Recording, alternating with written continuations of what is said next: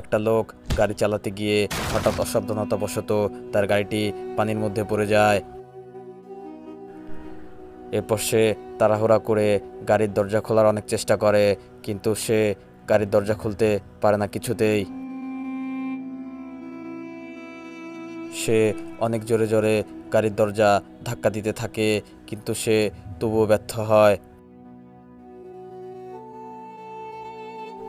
এরপর সে তার ফোন বের করে কাউকে কল দিতে যায়, কিন্তু সে কিছুতেই কোনো উপায় খুঁজে পাচ্ছিল না। সে পাগলের মতো হয়ে যায় এবং তার গাড়ির ভেতরের সুইচগুলা টিপতে থাকে, কিন্তু ততক্ষণে তার গাড়িটি প্রায় পানিতে ডুবো ডুবো অবস্থা।